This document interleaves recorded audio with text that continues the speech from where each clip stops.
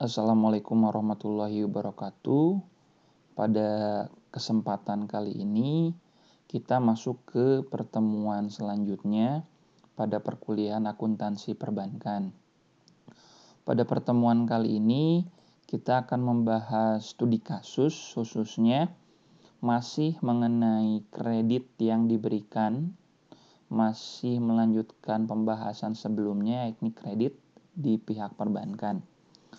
Kalau di minggu sebelumnya kita membuat ilustrasi kasus di mana yang namanya perbankan memberikan pinjaman ataupun memberikan kredit. Kemudian ilustrasi kasus sebelumnya dibuat berdasarkan pencairan seluruh dana, di mana dana tersebut dicairkan, kemudian polanya bank membayarkan angsuran pokok plus bunga tiap bulan. Pada kesempatan kali ini pembahasannya mengenai kredit rekening koran. Teman-teman sudah bisa cek langsung di web e-learning masing-masing bahwasanya kasusnya sudah saya submit di sana. Di sini ada ilustrasi kasus. Pada tanggal 5 April 2018, Bank KCB mengirimkan surat persetujuan kredit pada PT Pramesti Alam. Artinya ada dua pihak di sini, ada Bank KCB selaku kreditur dan juga PT Pramesti Alam selaku debitur. Di mana di tanggal 5 April di sini pengajuan pinjaman yang notabene sudah diajukan sebelumnya di-ACC oleh Bank KCB. Artinya menyetujui persetujuan kreditnya. Adapun plafon kreditnya yakni sebesar 500 juta rupiah dengan jangka waktunya 1 tahun dan juga bunganya 12% efektif rate. Maksud dari plafon 500 juta di sini adalah nantinya yang namanya PT Pramesti Alam mempunyai plafon kredit sebesar 500 juta, artinya dia bisa minjam sampai dengan 500 juta. Bahkan di kredit rekening koran ini beberapa perbankan memberikan keringanan, bisa memberikan sampai dengan minus sampai dengan plafon. Artinya kalau PT Pramesti Alam sudah minjam misalkan 500 juta, kemudian dia mau minjam lagi tapi dia belum bayar angsuran pokoknya, dapat diperkenankan selama sampai dengan plafon minus 500 juta. Beberapa bank seperti itu. Kemudian adapun biaya-biaya yang diperlukan seperti biasa, ada biaya provisi dan administrasi 1%, kemudian biaya asuransinya 5 juta, biaya notarisnya adalah kurang lebih 3 juta. Pembayaran pinjaman pokok dilakukan pada saat jatuh tempo. Nanti berdasarkan ilustrasi ada tanggal-tanggal di mana si PT Pramesti Alam ini melakukan pencairan dana, ada juga di mana kasusnya dia membayar. Kemudian pembayaran bunga dilakukan setiap akhir bulan. Maka kita nanti coba buat ilustrasi kasus di mana ilustrasi perhitungan di mana perhitungan bunganya dibuat di akhir bulan dan langsung dibayarkan. Oke, di sini ada 2 bulan transaksi yang terjadi, yakni pada bulan April dan juga bulan Mei gitu kurang lebih. Oke, di April ada 3 transaksi, ada pencairan semuanya, sementara di Mei nanti ada pembayaran angsuran pokok yang dibayarkan oleh PT Pramesti Alam. Karena simpelnya untuk kredit rekening koran ini sama seperti menabung kalau nasabah. Artinya kalau nabung seperti nasabah, dia nabung 1 juta, 1 juta, 1 juta, kemudian bisa narik juga misalkan dengan saldo 5 juta dia bisa narik bebas maksimal sampai 5 juta juga. Untuk kredit rekening koran sama polanya, dibalik, nggak nabung tapi narik uang 10 juta, 10 juta, 10 juta sampai dengan batas plafonnya misalkan 500 juta. Gitu. Artinya di sini dibatasi plafonnya adalah 500 juta. Oke, kita langsung saja ke jurnalnya. Berarti sudah jelas di sini Karena pada tanggal 5 April adalah persetujuan akadnya, maka dicek di jurnalnya di sini ada jurnal yang diperlukan pada saat akad awal adalah persetujuan. Pada saat persetujuan, jurnalnya sama seperti sebelumnya, kewajiban komitmen pada kredit kepada nasabah yang belum dicairkan. Ini pada saat akad awal sebesar 500 juta karena plafon kredit yang disepakati adalah sebesar 500 juta rupiah. Kemudian pada saat akan pencairan masih tanggal 5 bulan 4, kredit pada nasabah yang belum dicairkan dipindahkan ke posisi debit dan di kredit timbullah kewajiban komitmen, di mana yang namanya kewajiban komitmen di sini bank punya kewajiban untuk memberikan dana kepada nasabah sebesar 100 juta, tidak 500 juta. Kenapa 100 juta? Kita lihat lagi kasusnya. Karena pada tanggal 5 April ya, yang namanya PT Pramesti Alam baru mencairkan sebesar 100 juta. Berbicara plafon berarti dia masih punya plafon sebesar 400 juta lagi. Jadi itulah yang disebut plafon. Jadi dia baru mencairkan 100 juta gitu. Oke, kredit pada nasabah kewajiban komitmen sebesar 100 juta, 100 juta. Kemudian pencairan kredit di sini jurnal tanggal 5 bulan 4 di debitnya adalah langsung disebutkan saja nama perusahaannya. Kredit PT Pramesti Alam di posisi debit, di kreditnya adalah giro PT Pramesti Alam masuk dananya 87 juta, pendapatan provisi 5 juta dari mana? Dilihat dari rumus adalah 1%. Kembali lagi ke soal. 1%. Ada ya, 1% dikali 500 juta. Ya, plafon kreditnya adalah 500 juta. Maka hasilnya adalah 5 juta. Jadi bukan 1% dari 100.000 yang angsuran awal ataupun pencairan awal. Tapi dikali 500 juta. Maka hasilnya adalah 5 juta. Rekening perusahaan asuransi dana masuknya ada 5 juta, artinya biaya tersebut masuk ke rekening perusahaan asuransi, rekening notaris sebesar 3 juta. Maka bersih yang diterima langsung masuk giro PT Pramesti Alam adalah sebesar 87 juta rupiah. Oke, dapat dipahami ya sampai dengan pencairan kredit. Artinya dia baru mencairkan 100 juta dulu, dan 87 juta di sini adalah yang diterima di awal karena dia harus mengeluarkan biaya-biaya. Dan jangan lupa pendapatan provisi itu dikalinya adalah bukan 100 juta tapi dikali 500 juta. Oke. Kemudian lanjut ke tanggal selanjutnya, tanggal 15 di transaksi yang kedua. Masih pencairan, artinya masih di mana bank melakukan pemberian dana kepada nasabah atau debitur. Masih pencairan, yakni jurnalnya masih sama. Kalian buat 2 pasang pada saat akan pencairan dan pada saat pencairan kredit. Pada saat akan pencairan kredit kepada nasabah yang belum dicairkan dengan kewajiban komitmen. Kemudian pencairan kreditnya adalah langsung saja dinamai kredit PT Pramesti Alam dan langsung masuk dananya kepada giro PT Pramesti Alam. Dananya kurang lebih sebesar 200 juta. Ya, karena dia melakukan pencairan sebesar 200 juta. Oke, kemudian masih di tanggal 26. Di sini tanggal 26 buat sepasang lagi jurnal. Di sini berarti ada pencairan lagi sama sebesar 50 juta ya. Maka dari itu sama jurnalnya kredit kepada nasabah yang belum dicairkan pada kewajiban komitmen. Pencairan kreditnya adalah kredit PT Pramesti Alam pada giro PT Pramesti Alam sebesar 50 juta. Notabene dengan hitungan di awal dia sudah mencairkan 100 juta ya. Kemudian dia sudah mencairkan lagi 200 juta. Kemudian dia mencairkan lagi 50 juta. Berarti total pencairan yang sudah dilakukan oleh PT Pramesti Alam adalah kurang lebih 350 juta. Dengan 350 juta berarti yang namanya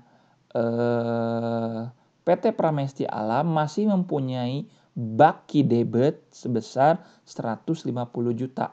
Karena plafonnya tadi 500 juta, dia belum melakukan pencairan 350 juta. Dapat dipahami ya kurang lebih di sini. Nah, untuk perhitungan bunganya, karena tadi di ilustrasi kasusnya adalah bunga dibayarkan setiap akhir bulan. Kita hitung dulu sampai dengan April. Sama dengan ilustrasi sebelumnya, perhitungannya. Kalian hitung hari dulu. 5 apa? 5 di sini adalah transaksi di mana pencairan awal. Tanggal 5. Hitungannya bukan akad awal.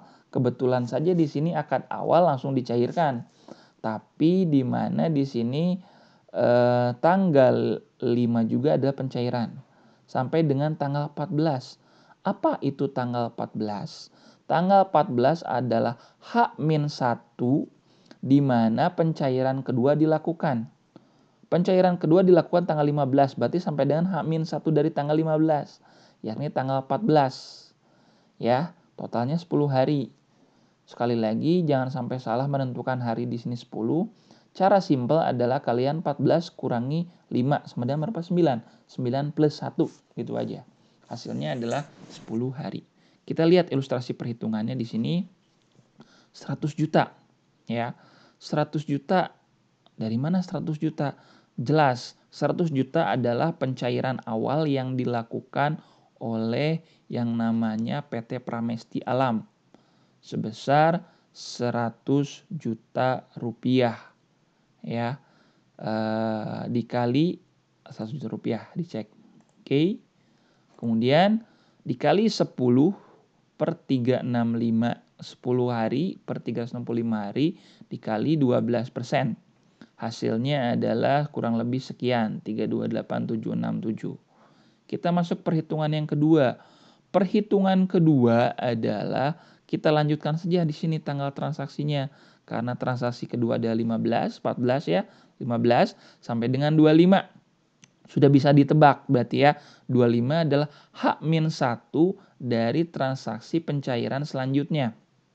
Ya, sampai dengan 25, 11 hari. Yang perlu kalian perhatikan di sini ini pasti sama ya, 11 per 365 kali 12%. Di sini nilai baki debitnya. Nilai baki debitnya adalah 300 juta. Kenapa? Karena tadi sudah dicairkan 100 juta. Kemudian yang namanya PT Pramesti Alam mencairkan lagi 200 juta. Maka pengali untuk bunganya ada 300 juta. Diakumulasikan. Paham ya? Maka totalnya adalah 1.084.932. Pola selanjutnya sama. Berarti di tanggal 26 sampai dengan tanggal 30 April. 30 April adalah akhir April. Sampai dengan 30 karena April. Pengalinya ada 350. Kenapa? Karena 300 juta ditambah dia pencairan lagi 50 juta. Maka totalnya adalah 350 juta baki debitnya. Setelah plafon dia masih punya 150 juta lagi. Ya, hasilnya adalah 575.342. Ini dijumlahkan hasilnya adalah kurang lebih bunga yang diterima 1.989.041. Kalian buat jurnal, maka yang namanya bank menerima kas pada pendapatan bunga sebesar 1.989.041. Artinya di sini bank KCB mengakui pendapatan bunga dulu. Pokoknya belum diterima, belum dibayarkan sebenarnya. Oke, kita lanjutkan ke bulan Mei. Bulan Mei dilihat di soalnya ada pencairan ya. Dan juga pembayaran angsuran pokok. Di sini ada di 3 transaksi. Nah, pada saat masih pencairan karena tadi diperhatikan baki debit 350 juta. Sementara plafon kredit dia masih punya sekitar 150 juta lagi. Maka di sini PT Pramesti Alam langsung mencairkan sebesar 150 juta. Batas maksimum dari plafon yang sudah disediakan. Dengan jurnal pencairan kredit kepada nasabah yang belum dicairkan, pada kewajiban komitmen, pada saat pencairannya adalah dananya kredit PT Pramesti Alam pada giro PT Pramesti Alam sebesar 150 juta sama. Nah, di sini posisinya adalah baki debit dengan plafon sudah sama, 500 juta rupiah. Dalam kasus ini, dalam kasus ini asumsinya adalah Bank KCB tidak memberikan keringanan untuk saldo minus, gitu. Maka di sini yang namanya PT Pramesti Alam sudah 500 juta, dia harus membayar angsuran dulu pokoknya. Membayar angsuran pokok di sini awalnya adalah PT Pramesti Alam bayar dulu deh sekitar 100 juta. Berarti kalau dia bayar 100 juta, baki debitnya jadi 400 juta. Sementara dia punya plafon lagi 100 juta karena dia sudah bayar 100 juta. Oke. Di sini pembayaran angsuran kas diterima pada kredit Pramesti Alam yang dikreditkan posisinya, kemudian di debit 100 juta, di kredit sebesar 100 juta. Ya. Kemudian pada saat yang bersamaan menambah plafon kredit, kewajiban komitmen kredit pada nasabah yang belum dicairkan, yakni sebesar 100 juta rupiah. Kurang lebih. Artinya gambarannya seperti itu ya. Dia sudah bayar 100 juta, baki debitnya jadi 400 juta, plafonnya sisa 100 juta lagi. Itu di tanggal 16 dia melakukan pembayaran. Di 21 belum apa-apa dia sudah mencairkan lagi gitu. Menggunakan fasilitas lagi simpelnya. Sebesar 75 juta. Di sini sama seperti sebelumnya, kredit pada nasabah belum cairkan, kewajiban komitmen. Pada saat pencairan kredit PT Pramesti Alam pada giro PT Pramesti Alam bertambah sebesar 75 juta. Ya. Kita langsung di sini ilustrasi kasusnya. Di akhir bulan pendapatan bunganya perhitungannya seperti apa di bulan Mei. Kebetulan kita kasusnya sampai Mei saja. Di sini diperhatikan, kalau tadi dimulainya di April adalah di tanggal 5, kalau di Mei di tanggal 1 dihitung teman-teman. Artinya di awal Mei juga dihitung, terhitung sampai dengan tanggal 10 April. Kenapa 10 April? H-1 sampai dengan transaksi pencairan di bulan Mei. Transaksi pencairan di bulan Mei 11. Berarti kalian hitung karena bunga berjalan sampai dengan tanggal 10 April. Kurang lebih berapa sih 10 hari? 10 kurangi 1, 9, 9 plus 1 sama dengan 10. Ya, pengalinya adalah sama seperti sebelumnya, 10 per 365 kali 12% dikali 350 juta. 350 juta dari mana? Ya, sama seperti di sini. Karena sampai dengan tanggal 10 belum ada transaksi pencairan. Maka bunga berjalannya adalah sampai dengan 350 juta. Ya. Kemudian 11 sampai dengan tanggal 15 April dikali 500 juta karena akumulatif sudah 500 juta. Hasilnya sekian. Kemudian di tanggal selanjutnya 450 juta karena tadi di 500 juta ini koreksi sedikit saya rasa ini harusnya 400 juta karena tadi dibayarnya 100 juta ya. Nah, koreksi sedikit, mohon maaf, hanya di sini perhitungannya saya sudah betul. Maka teman-teman di sini angkanya sudah betul juga. 400 juta dikali 5 per 365 dikali 12%, harinya sudah ada. Kemudian di sini berubah lagi baki debit jadi 475. Ya, 11.365 kali 12%. Hasilnya 171.808. Maka diakumulasikan kas pada pendapatan bunga sebesar 4.347.945. Oke, dapat dipahami ya. Yang harus kalian perhatikan adalah di sini saya rasa untuk penjurnalan jangan sampai lupa adalah selalu dibuat 2 jurnal atau dalam tanda kutip sepasang. Kalau pada saat akan pencairan dan juga pencairan kredit, ya. Pada saat pembayaran pun sama di sini diperhatikan. Pada saat pembayaran pun teman-teman membuat sepasang. Pada saat membayar angsurannya dan juga menambah plafon kreditnya lagi. Ya, masing-masing sepasang. Itu untuk jurnal yang harus diperhatikan. Kemudian untuk transaksi awal jangan lupa juga di sini ada pendapatan provisi yang dikali berapa persen? Dikali plafon kreditnya, jangan dikali pencairan awal, ya. Kemudian harus diperhatikan lagi adalah perhitungan di sini. Tanggal 5 adalah transaksi awal pencairan, terus berjalan ya sampai dengan 14 sampai dengan H-1-nya terus berjalan 15, 25, 26, 30. Di sini juga dihitung jangan lupa di Mei 1 sampai dengan 10 berjalan terus 11, 15, 16, 20, 21, 31 ya berjalan, dan pengalinya adalah dikali baki debitnya. Awalnya dia pakai 100 juta. Kemudian dia pencairan lagi 200 juta, jadi 300 juta. Pencairan lagi 50 juta, totalnya ada 350 juta. Begitu seterusnya sampai dengan bulan Mei.